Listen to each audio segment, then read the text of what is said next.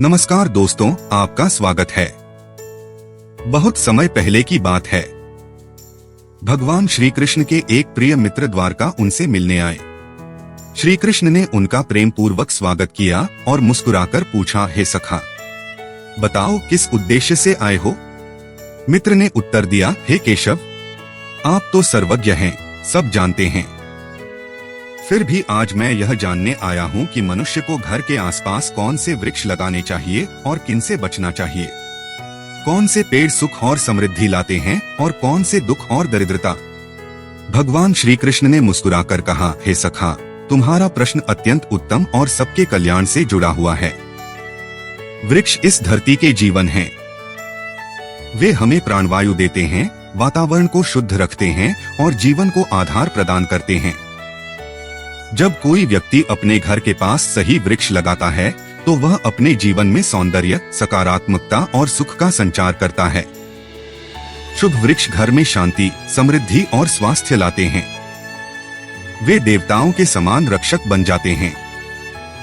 फिर श्री कृष्ण बोले, अब मैं तुम्हें एक कथा सुनाता हूँ जिससे तुम स्वयं समझ सकोगे कि पेड़ों का मनुष्य के जीवन पर कितना प्रभाव पड़ता है। एक समय की बात है।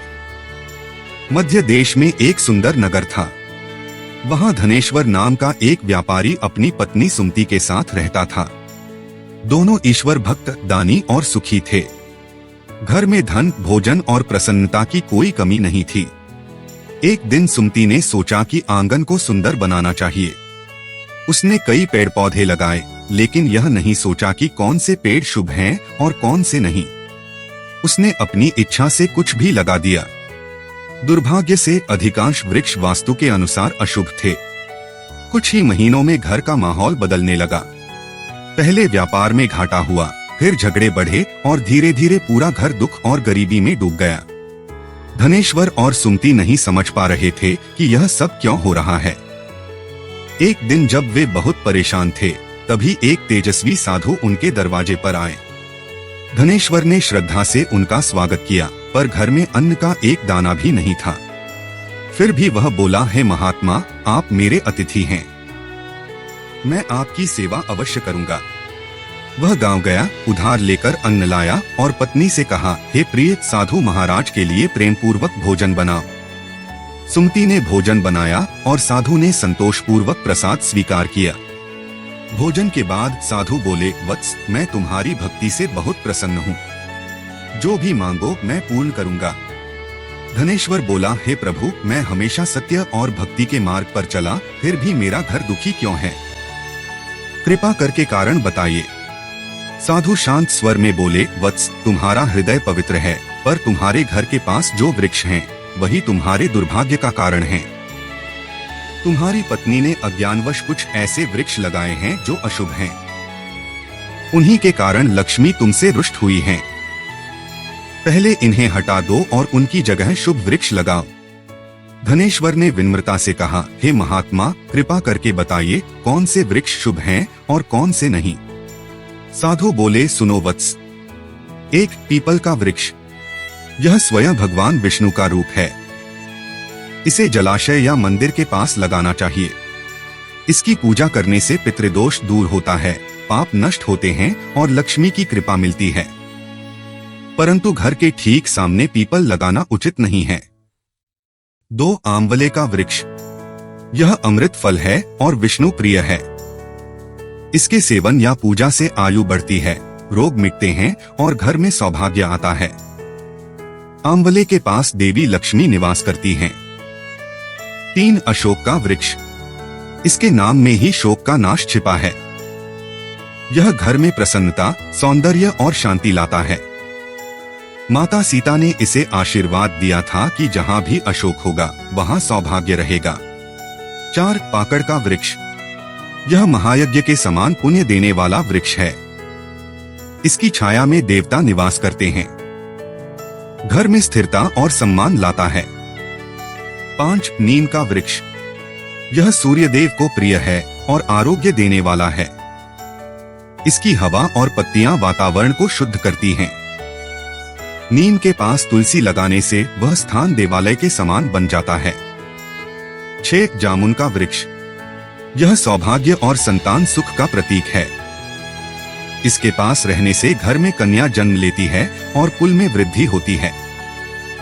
7. बेल का वृक्ष। यह भगवान शिव का प्रतीक है।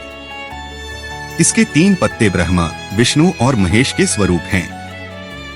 इसके पास गुलाब का पौधा लगाने से शिव पार्वती दोनों का आशीर्वाद मिलता है। 8. नारियल का पेड़। देवताओं का प्रिय वृक्ष है। इससे घर में शुभता, सम्मान और समृद्धि आती है। इसके फल पवित्रता के प्रतीक हैं। 9. अनार का पौधा। यह वैवाहिक सुख, सौंदर्य और प्रेम का प्रतीक है। 10. पलाश का वृक्ष। यह विद्या, तेज और ब्रह्म ज्ञान देने वाला है। 11. अंकुल का वृक्ष। यह संतान और कुल वृद्धि के लिए शुभ है। 12. खैर का वृक्ष। यह रोगनाशक और दीर्घायु प्रदान करने वाला है। 13. मोगरा का पौधा। यह सुगंध, कला और प्रसिद्धि का प्रतीक है। 14. बांस या बे का वृक्ष। यह रक्षक के समान है, शत्रु और चोरों को दूर रखता है। 15. चंदन और कटहल के वृक्ष। ये शांति, लक्ष्मी और संतोष प्रदान करते हैं। 16. पाम, ताड़ पाम या कनक चंपा। उत्तर दिशा में लगाने से धन और व्यापार में सफलता मिलती है। 17. केले का पेड़। भगवान विष्णु का निवास होता है इसमें। गुरुवार के दिन इसकी पूजा से लक्ष्मी प्रसन्न होती हैं। 18. पारिजात का पौधा।